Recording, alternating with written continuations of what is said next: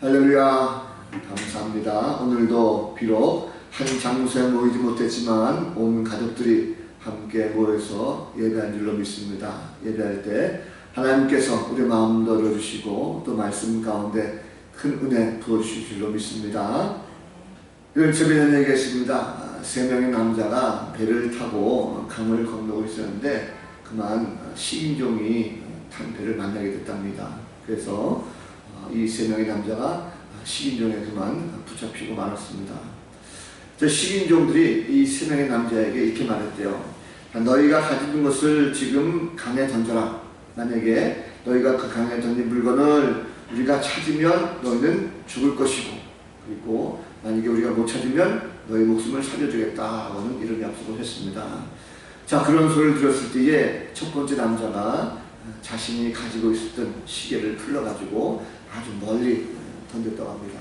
그랬더니 식인종들이 가가지고 한참 후에 그 시계를 찾아왔다. 그래서 첫 번째 남자는 할 수 없이 그만 식인종의 먹이가 되고 말았습니다. 자, 그 광경을 보았던 둘째 남자가 어떡할까 고민하다가 자기가 끼고 있었던 반지를 꺼내가지고 아주 멀리 던지고 말았습니다. 그랬더니 식인종들이 또 역시 마찬가지로 강에 들어가서 아까보다도 한참 더 긴 시간 동안 있다가 그 반지를 찾아 가져왔대요. 결국은 이 둘째 남자도 식인종의 먹이가 되고 말았습니다. 자, 마지막 이제 한 명만 남았죠. 세 번째 남자, 마지막 남자 남았는데 이 남자는 어떡할까 봤더니 그만 여유있게 빙긋이 웃더라는 거예요. 그래서 식인종이 빨리 버리라 라고 했더니 이 사람이 음료수 병을 꺼내랍니다. 음료수 병을 꺼내가지고 이 병을 멀리 던질 줄 알았더니 그러지 않고 병에 뚜껑을 따가지고 그 안에 들어있던 음료수를 다 강에 버리면서 너희들 마음대로 한번 찾아가라 라고 했답니다. 결국 강에 떨어진 음료수를 어떻게 찾겠습니까? 못 찾아서 이 세 번째 남자는 목숨을 건질 수가 있었다라고 하는 그런 유머가 있습니다. 자, 당장 눈앞에 벌어진 상황은 위기죠. 그러나 반드시 그것을 극복하는 방법은 있습니다. 요즘에 보면 코로나19 때문에 정신들이 없어요. 그러나 이럴 때일수록 우리가 하나님께서 주시는 방법, 하나님께서 주시는 그 지혜를 가지고 정말 열심히 잘 연구한다면 반드시 이 문제는 해결될 수가 있고 또 벗어날 수가 있습니다. 그리스도인들은 예수님의 제자들입니다. 세상은 비록 어수선하고 또 어지럽지만 오늘도 우리가 말씀을 통해서 하나님께서 나를 제자 삼아주시고 그 가운데 또 말씀을 통해서 많은 것 얻게 해주실 줄 믿습니다. 그래서 말씀을 통해서 지혜를 얻으시고 세상을 이길 수 있는 참된 그리스도의 제자들 다 되시기를 주님의 이름으로 간절히 축원합니다. 자, 인생을 살다 보면 우리가 한 곳에 정착하며 사는 경우가 종종 있겠지만 대부분 보면 사람들이 완전히 바쁘다 보니까 많이 옮겨 다니는 이런 모습들이 있습니다. 갑자기 낯선 곳으로 가게 되는 경우도 있죠. 이사 간다든지 혹은 뭐 출장을 가다든지 이러면 굉장히 낯선 환경 가운데 어색하기도 하고 또 적응하기도 힘들 때가 많습니다. 특히 이사 갈 때 한번 보면 그렇죠. 저도 옛날에 어렸을 때 이 사당동에서 상도동으로 갑자기 이사를 간 적이 있습니다. 그러다 보니까 환경도 바뀌었지만 전학을 가서 새로운 학교의 아이들과 만나다든지 또 어울리는 이런 것들이 결코 쉽지가 않습니다.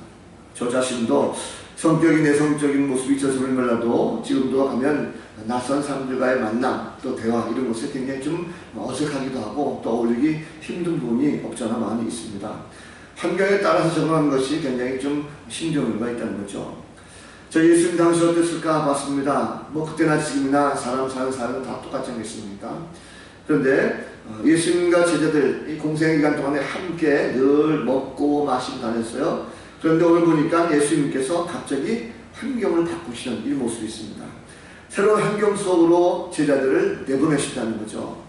본문 말씀 보면 예수님께서 12명의 제자들을 부르시고 그들 가운데 여러 가지 능력을 주신 후에 파송을 하시는 이런 장면입니다. 그런데 본문을 자세히 보면 주님께서 이들을 내보내실 때 그냥 내보내는 것이 아니라 여러 가지 요구사항이 굉장히 많이 있어요.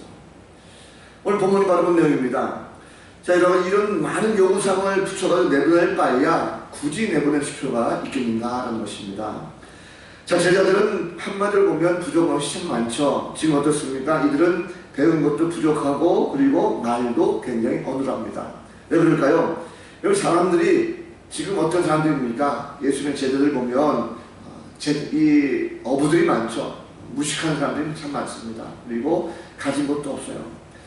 또 가르쳐 주신 어부들이기 때문에 그들의 생활 자체가 고기 잡는 것에 대해 많이 알 수 있겠지만 별로 이렇게 신통치 못한 그런 사람들입니다. 사람들이 보기에 좀 믿을 만한 사람, 그래도 신뢰가는 사람, 이런 사람들이 있어야 되는데 제자들 가운데 그런 사람들이 별로 많지 않다는 거죠. 마태 같은 사람은 어떤 사람입니까? 세리죠. 세리는 사회적으로 많은 지탄을 받았던 그런 사람입니다. 그러니까 이 어부들이라든지 세리라든지 이런 사람들을 내보내실 것이 아니라 오히려 이들을 감추고 감싸 안아주는 것, 그것이 마땅하지 않겠습니까? 요즘 기업에서 보면 직장에서 새로운 곳으로 파견하는 그런 직원들을 보면 주로 어떤 사람들을 보낼까요? 새로운 어떤 곳에 파견하는 지역장이라든지 혹은 또 멀리 출장 보내는 사람을 보면 그 회사에서 가장 실력 있는 사람, 능력 있는 사람을 바로 그곳으로 파견하는 이런 경우를 많이 보게 됩니다.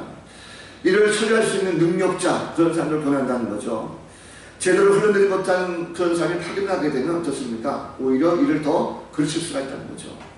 제자들의 모습 마찬가지죠. 제자들의 상황을 보면 물론 성격이 굉장히 좋아가지고 새로운 곳에 가서 잘 적응하는 이런 제자들도 있을까 하지만 그러나 내성적인 사람들의 모습 보면 새로운 곳에 합류하는 것, 새로운 곳에 가서 적응한다는 것이 결코 쉽지 않습니다.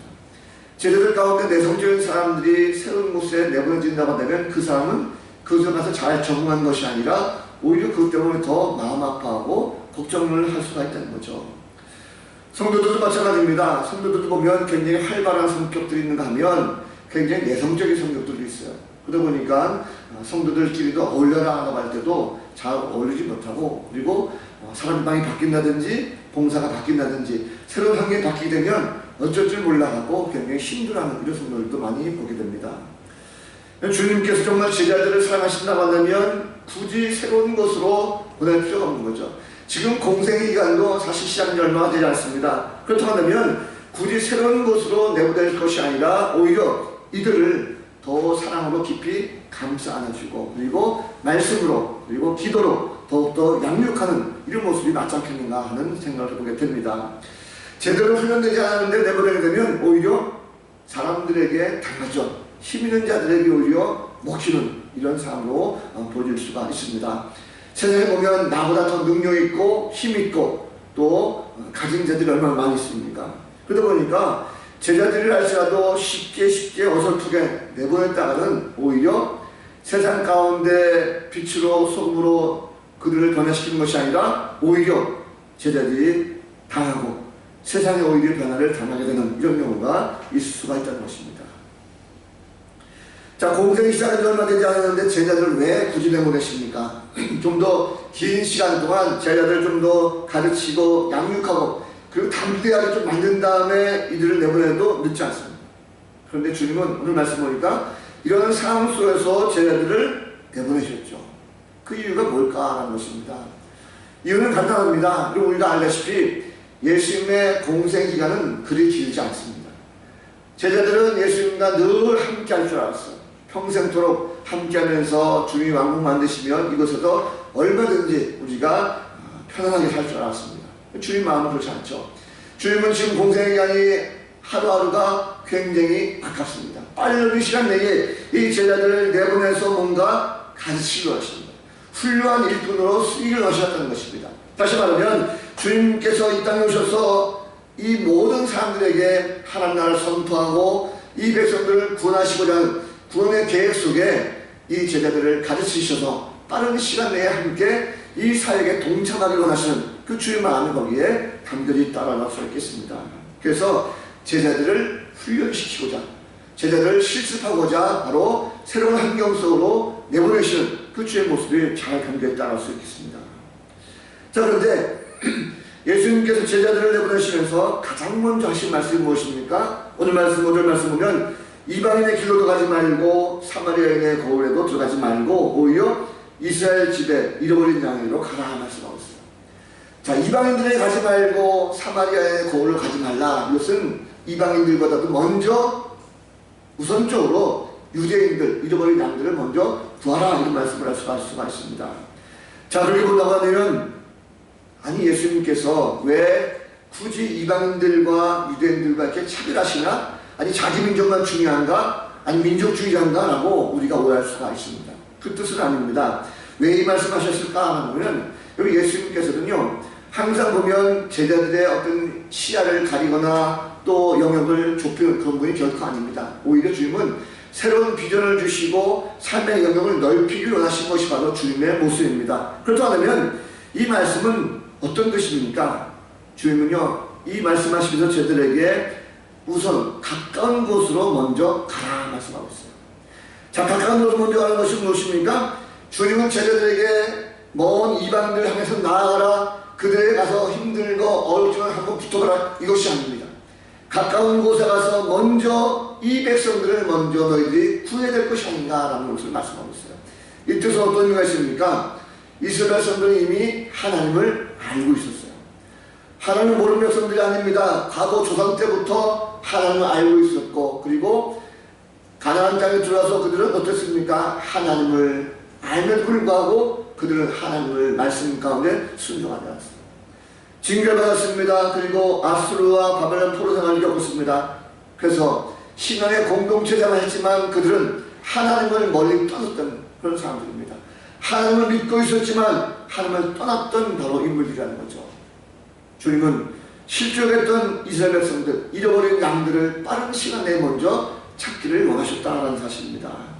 결국 하나님을 알지 못한 이방인들도 구해야 되지만 우선적으로 중요한 것이 무엇입니까? 바로 믿음을 잃어버리고 실족한 이 영혼들을 구하라는 말씀이죠. 가까운 데 있는 영혼들을 먼저 구하라. 이것이 바로 주님께서 훈련시키는 가장 큰 첫 번째 말씀이라는 것입니다. 자, 예수님께서 제자들을 먼저 보내시면서 가장 먼저 훈련하신 것은요, 가까이서 잃어버렸던 이런 양들을 찾는 것입니다. 자, 여러분, 주님은 우리를 부르셨어요. 그리고 우리를 제자 삼아주셨습니다. 그리고 우리를 제자 삼아주신 것뿐만 아니라 우리를 다시 내보내십니다. 우리는 주의 명령을 받고 어디로 나갔습니까? 가정으로, 그리고 직장으로, 그리고 사회 속으로 우리는 보냄을 받은 그런 바로 그리스도의 제자들입니다. 성도는 주일에 예배를 드리는 것을 만족해서는 안 될 것입니다. 여러분, 교회는요, 모이는 교회가 있으면 흩어지는 교회가 있습니다. 주일날 모여서 함께 예배하고 거룩하게 예배드리는 내가 은혜 받았으면 이제는 세상으로 나아가서 흩어져 많은 사람들 가운데 가정에서 일터에서 바로 잃어버린 영혼을 찾는 것, 이것이 바로 그리스도의 일꾼의 모습이라는 것을 말씀하고 있다는 것입니다. 여러분, 주님은 여러분들에게 지금 계신 그곳으로 바로 여러분들을 보내셨습니다. 그곳에서 사명을 잘 감당하길 원하십니다. 다시 말하면 좋은 영향력을 끼치길 바란다는 거죠. 주님 제자들에게 권능을 주셨습니다. 능력을 주셨어요. 그냥 보내주신 것이 아니라 그들 가운데 권능을 주시고 그들을 보내셨습니다. 우리들 가운데도 이미 능력을 주셨어요. 그렇다고 하면 우리가 세상에 나가서도 그 능력을 잘 사용하는 그런 주의 백성이 되될 줄로 믿습니다. 그런데 여러분, 과연 내게 주신 능력을 잘 사용하고 있습니까? 우리는 하나님을 믿고 세상에 파송을 받았지만 우리는 그 능력을 잘 사용하지 못하고 오히려 감추는 경우가 종종 볼 수가 있습니다. 특별히 여러분, 주의 명령을 잘 기억하시기 바랍니다. 우리는 너무 멀리 보지 말고 가까이 볼 줄 알아야 될 것입니다. 주님의 제자들은요, 가까이 있는 양들을 먼저 찾는 이런 훈련을 하는 것을 말씀하고 있어요. 우리 주위에는 예수를 믿다가 그만두고 실족한 그런 분들이 참 많이 있습니다.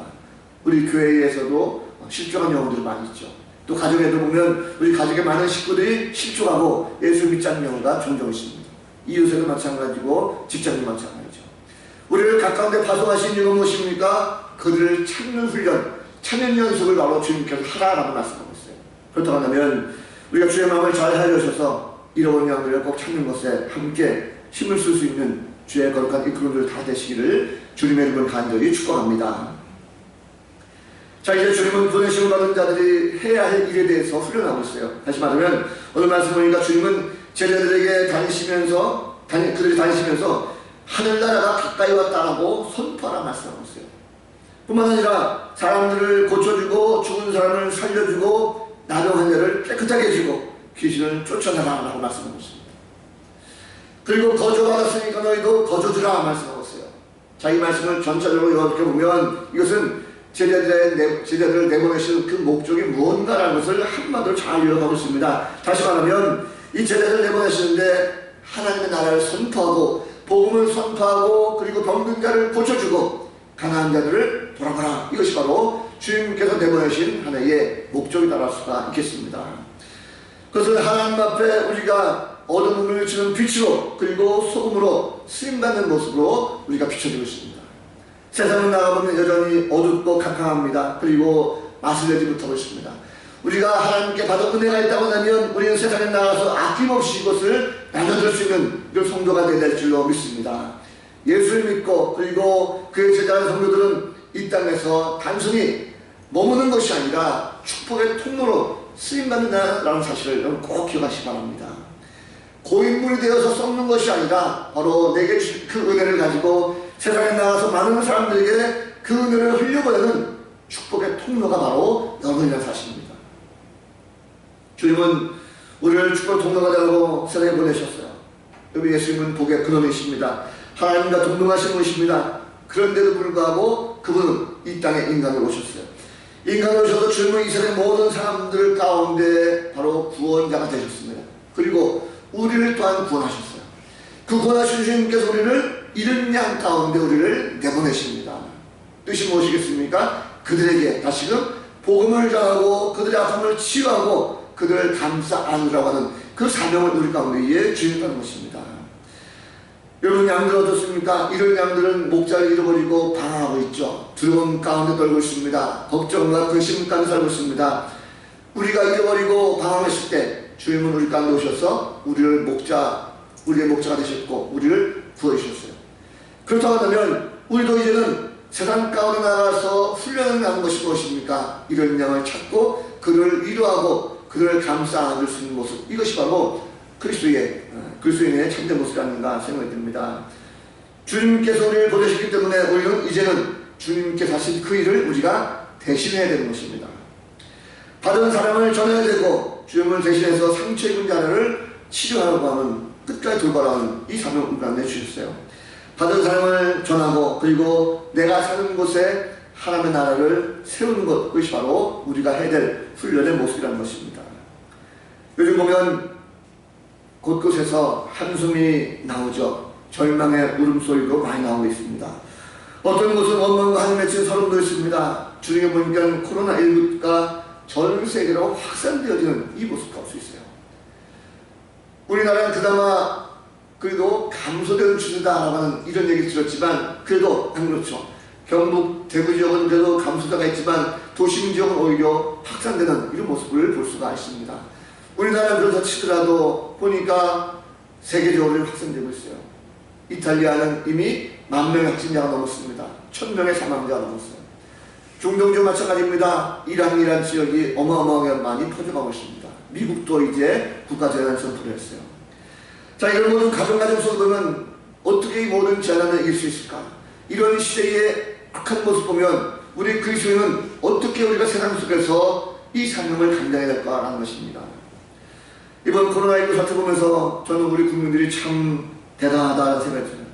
왜냐하면 자신의 모습을 기꺼이 희생하면서 생명을 살리겠다고 하는 이 의사들, 간호사들, 그들의 헌신과 노고가 참으로 대단하다고 생각이 듭니다. 특히 요즘 보면 인터넷상에 많이 떠도는 사진 가운데 한 간호장교의 콧등에 밴드를 붙인 이런 사진이 있어요.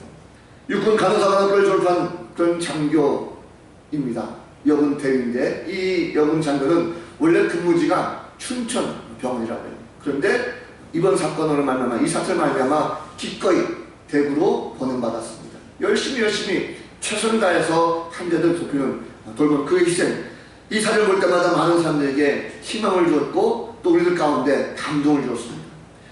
뿐만 아닙니다. 이 간호장교의 후배들도 그런 것 같아요. 최근에 간호장교 60기생도들의 졸업식이 있었습니다. 그런데 졸업을 하자마자 75명의 여군 신입 장교들이 자기들의 근무처럼 하는 것이 아니라 모두 다 한마음 한뜻을 가지고 대구로 다 내려갔어요. 그들의 땀과 노고 결코 있지 않겠습니다 라고 사람들이 대답합니다. 이들은 아니 왜 하필이면 이들이 갔을까 생각했어요.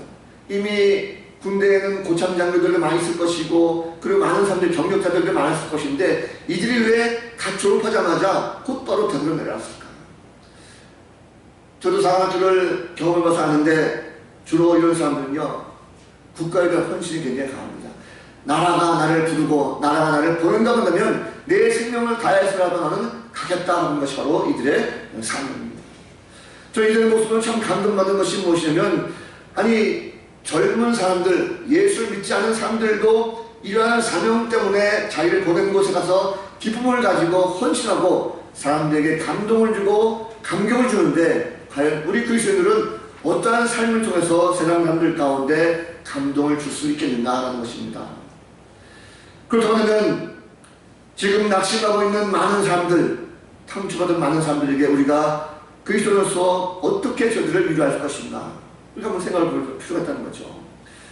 우리는 분명히 주님께서 이 땅에 우리를 보내셨습니다. 그렇다면 우리가 찾아가서 그들에게 영적으로 육적으로 그들을 치료할 수 있는 그 모습이 우리 가운데 있어야 될 것입니다.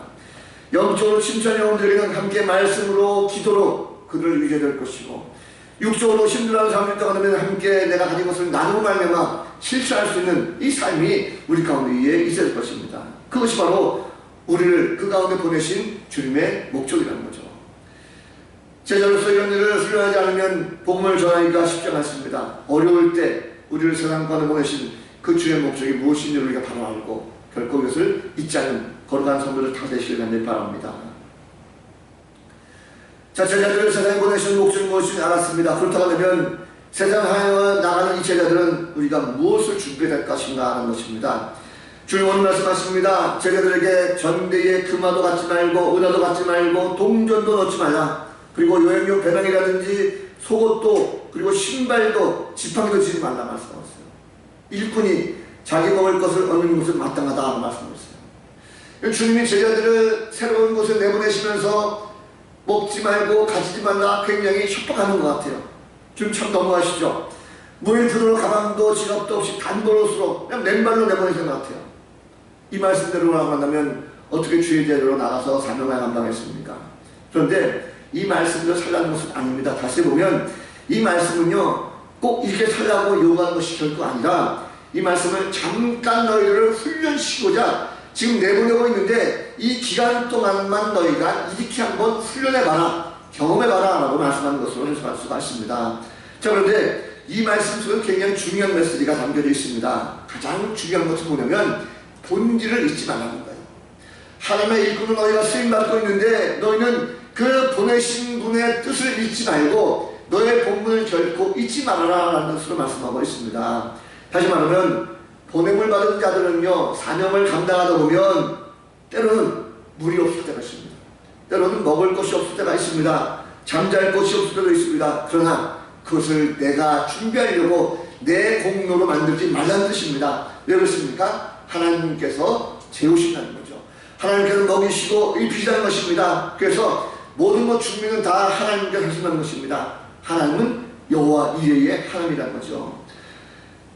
이 모든 준비 가운데 하나님께 하시기 때문에 왜 그러면 주님께서 이런 경험들을 하게 하셨습니까? 여러분, 우리는 보냄을 받은 장소에 가서 마치 내가 뭔가 일을 경험하고 뭔가 능력을 체험하게 되면 이 모든 것이 다 내가 한 것으로 착각한 경우가 많이 있습니다. 먹을 물이 있고 먹을 양식이 있으면 하나님을 잊어버리고 내가 대접받고 내가 주인공으로 착각할 때가 있다는 거죠. 나를 보내신 이의 뜻을 잊어버리고 내가 마치 최고인 양 교만에 빠질 때가 있다는 것입니다. 그것을 기억하라는 거죠. 이런 얘기 있습니다. 사회적으로 성공을 한 두 친구가 있었대요. 이 두 친구가 우리가 남은 생을 동안 좀 의미 있는 이런 일을 하자라고 하는 그런 계획을 하고 새로운 일을 구상하면서 뭔가 의미 있는 일을 찾고자 길을 떠났답니다. 자, 아프리카에 가게 됐어요. 아프리카 여행을 가게 됐는데 차를 몰고 여러 곳 가다가 그만 사막에서 돌풍을 만나가지고 차가 전복이 되고 두 사람은 그려 기절하고 말았습니다. 한참을 기절하고 눈을 떠보니까 사막 한가운데 떨어져 있어가지고 이제 차도 없고 마실 물도 없고 꼼짝없이 죽을 수밖에 없는 이런 상황 속에서 두 친구가 머물게 됐습니다. 그런데 정말 감사하게도 근처에 있는 한 부락에서 그 마을 사람들이 와가지고 이 두 사람을 구해주는 이런 생명의 의인을 맛보게 됐습니다.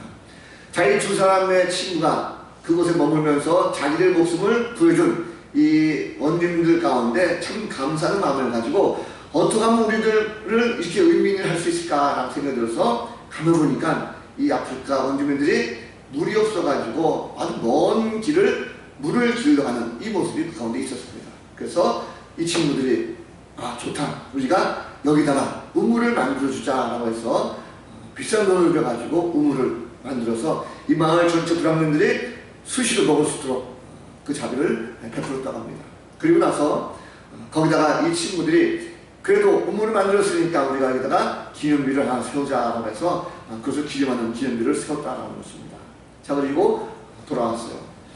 몇 년의 친구들이 함께 그 마을을 방문할 기회가 있어서 갔답니다. 그런데 그들이 세웠던 기념비가 사라지고 없다는 거죠. 다행스러운 것은 우물은 그대로 있었어요. 우물은 그대로 있어가지고 많은 사람들이 거기서 우물을 먹고 있었는데 기념비가 없어져가지고 그 우물을 길러왔던 한 아낙에게 물었답니다. 여보세요, 여기에 우리가 세웠던 기념비가 있었는데 혹시 기념비를 못 봤습니까? 라고 물었답니다. 그랬더니 이 아낙이 하는 말이 글쎄요, 어떤 사람이 이곳에 기념비를 세웠다라고 하는 그런 소식을 들은 적은 있습니다. 그런데 여기 같은 이 사막 마을에 기념비가 무슨 소용이 있겠습니까? 우리에게 필요한 것은 매일매일 우리 생명을 연장시키는 바로 이 소중한 우물이 우리 가운데 가장 중요합니다 라고 얘기하더라는 거죠. 그들이 깨달았습니다. 그렇구나. 수많은 사람들 가운데 필요한 것은 정말 생명을 살리는 우물이지 우리를 기억하기 위한, 우리를 기념하기 위한 기념비가 아니었다는 사실을 이들이 깨달았다는 것입니다. 여러분, 하나님께서 우리를 새로운 곳으로 보내시고 내보내신 그 이유는 바로 그곳에 가서 하나님을 드러내고 하나님을 증거하고 하나님을 나타내는 이 모습을 우리 가운데 주셨습니다. 그렇다고 하면 우리는 나를 보내신 그 주님만을 드러내는 다가 됩니다. 나 자신을 드러낼 것이 아니라 주님을 드러낼 수 있는 성도가 될 줄로 믿습니다. 그것이 바로 참된 제자의 모습이라는 거죠. 때로는 보내심을 받고 간 지역에서 환영받지 못할 때도 있습니다. 그럴 때 어떻게 되겠습니까? 우리가 그럴 때일수록 많은 사람들에게 찾아가서 복음을 전했지만 때로는 박해를 받기도 하고 핍박을 받을 때가 있죠. 여러분, 그런데 주님 말씀하시길 그들 가운데 평화를 선포하라 라고 말씀하고 있어요. 평화를 선포하는 것은 무엇입니까? 때로는 그들 가운데 찾아가서 환영회보다도 오히려 시비를 걸어온 사람이 있다 할지라도 제자들 낙심하지 말고 절망하지 말고 그래도 너희들이 맡은 사명은 바로 평화를 선포하는 것이니까 평화를 전하라 라고 말씀하고 있어요. 사람은 반응에 굉장히 민감하죠. 내게 좋게 해줬을 때는 좋게 반응합니다. 그럼 당연한 것이죠. 그런데 주님 말씀 뭐라고 나왔습니까? 내게 비록 그렇게 박대하는 사람이 있다 할지라도 평화의 복음을 우리 가운데 맡겨주셨어요. 사람들의 반응과 관계없이 평화를 전하기로 났습니다. 그래서 주님께서 보내신 그런 제자들은 결과에 연하지 말고 바로 사람의 반응에 미련 갖지 말고 주의 말씀을 평안스럽게 편안한 마음을 가지고 전하는 그 모습이 반드시 필요하다는 것을 말씀하고 있습니다. 요즘 코로나19 때문에 보면 속상한 것이 참 많죠. 왜냐하면 교회 소식들이 종종 나옵니다. 주중에도 보면 동대문에 있는 어떤 교회에서 청년들이 수련회 가서 확진자가 되었다. 또 영등포에 있는 무슨 교회에서 부천에 무슨 교회에서 확진자가 생겼다라고 해서 왜 예배드리지 말라고 하는데 왜 함께 모이지 말라고 하는데 모여가지고 교회가 또 확진자가 생겼느냐, 아주 이런 소리를 들을 때마다 마음이 굉장히 무겁고 인터넷 보면 이런 것들에 대해서 많은 사람들이 비난하고 또 실현하는 경우가 있습니다. 정부에서 보면 교회에서 예배드리지 못하도록 강제 조항을 만들겠다라고 읊조르고 있어요. 마치 신천지와 교회가 동일한 단체처럼 취급당하고 있습니다. 참으로 분하죠. 여러분, 이럴 때 교회가 어떻게 하는 것이 좋겠습니까? 우리는 최선을 다해서 예배드리는 것을 최소화하고 또 될 수 있는 대로 주정부를 다 없애고 노력하면서 정부의 모든 시책에 대해서 최대한 협조하려고 많은 교회들이 노력하고 있습니다. 오늘 말씀 보면 주님께서는요, 비록 그런 모든 환경 속에서 핍박을 당한다 할지라도 그들에게 악을 악으로 갚지 말고 오히려 그들에게 평화를 전하라 라고 말씀하고 있어요. 세상 사람들과 똑같이 행동하면 안 된다는 것입니다. 사랑으로 그들을 끌어안을 수 있다는 거죠. 우리는 세상을 보내신 그 예수 그리스도의 제자입니다. 다시 말하면 주님께서 우리를 제자로 보내셨기 때문에 우리는 좀 더 참고 인내하면서 주님의 역사를 바라보는 성도가 되어야 될 줄로 믿습니다. 오늘 주님은 제자들을 낯선 환경 속에 내보내십니다. 목적이 무엇입니까? 많은 훈련들을 하기 위한 주의 방법이었습니다. 주님과 함께 복음을 전하기 일꾼으로 성장하고 성숙하게 만들려고 주님께서 내어 보내시는 거예요. 그리고 뭔가 능력이 있어서 그런 것은 아닙니다. 능력이 있으신 바로 주님이십니다. 예수님은 인류를 구원하시는 전능하신 분이시죠. 인간으로 오셔서 모든 죄를 다 흠명하시고 구원하시는 분이십니다. 주님은 성부 하나님으로부터 인류 구원을 위하여 이 땅에 보내심을 받으십니다. 여러분 부탁 하면 우리도 마찬가지입니다. 제자는 무엇입니까? 제자는 보내심을 받은 바로 그리스도의 일꾼들입니다. 주님의 제자라면 지금부터라도 우리는 훈련이 되어야 되는 것입니다. 언제든지 주님께서 쓰시기 합당한 일꾼이 되도록 계속적으로 우리는 훈련하고 또 훈련되어야 되는 것입니다. 주님은 잘 훈련된 제자를 언제든지 주님께로 하신 곳으로 내보내십니다. 실습하지 않고 연습하지 않으면 크게 쓰임받지 못합니다. 반드시 잘 훈련된 제자들, 그 훈련된 제자들은 주님 원하시는 곳 어디든지 보냈을 때에 자신감을 가지고 당당하게 나갈 수가 있다는 사실입니다. 여러분, 예수님의 제자들은요, 예수님께서 승천하신 후에 이 땅에 세워질 교회의 일꾼으로 세워졌어요. 이들은 학식이 있지 않았습니다. 없었습니다. 경력도 없었습니다. 온전한 스승이신 예수님, 그 주님께로부터 직접 훈련을 받았어요. 주님께서 직접 훈련시키고 말미암아 하나님 나라의 주축들이 되는 이런 모습을 성장할 수가 있었습니다. 제자들은 마찬가지입니다. 우리도 가정이라든지 교회, 직장에서 참된 그리스도의 일꾼으로 성장하고 있습니다. 삶의 초소에서 바로 핵심 인물로 우리가 쓰임받고 있다는 사실, 이 사실을 봐도 우리도 역시 마찬가지로 주님께 번영을 받은 그런 성도라는 것입니다. 우리가 지금 훈련을 받고 있습니다. 이런 훈련의 시기를 잘 지난다고 한다면 주님은 반드시 어떤 환경 속을 보낸다 할지라도 우리는 담대하게 그 사명을 감당할 수가 있을 것입니다. 12제자들, 공식적인 명칭이 바로 사도라고 그랬죠. 12명의 제자를 우리는 12사도로 부르고 있습니다. 사도라는 뜻은 바로 보냄을 받은 자다라는 뜻이 있습니다. 보내심을 받은 사람들이 바로 사도입니다. 이 땅에 보냄을 받은 그런 사람들이 바로 사도들이지만 이들은 천국까지 보냄을 받은 위대한 사도들로 변하는 걸 볼 수가 있습니다. 오늘 예배한 모든 성도들도 마찬가지입니다. 주님께서 보내심을 받은 바로 바른 그런 분들이 바로 여러분들이십니다. 다시 말하면 그리스도의 제자들입니다. 여러분을 통해서 바로 하나님께서 축복하시고 여러분을 통해서 하나님 나라를 확장하는 이런 역사가 있게 될 것입니다. 말씀을 정리합니다. 여러분, 우리는 주님께 보내심을 받은 사람들입니다. 지금도 예수님께서는 제자들을 보내시고 계세요. 그리스도인들이 이 땅을 살아가는 것이 보내심을 받은 자로 살아가는 그런 사명이 있습니다. 하나님은 우리의 인생 목적을 가지고 계세요. 무슨 목적이 무엇입니까? 이 땅에서 하나님 나라를 이루시고자 하는 그 거룩한 뜻이 있다는 것이고 그 뜻을 이루기 위해서 지금도 우리를 부르시고 우리를 보내고 있다는 사실입니다. 우리는 더 나을 곳이 모두 다 보내심을 받은 사람들입니다. 내 가정으로, 일터로, 교회로, 그리고 이웃들에게 보냄을 받은 그건 바로 하나님의 일꾼들입니다. 그렇다고 하면 이미 보내심을 받은 우리라고 한다면 우리가 가는 곳곳에서 우리는 무엇을 해야 되겠습니까?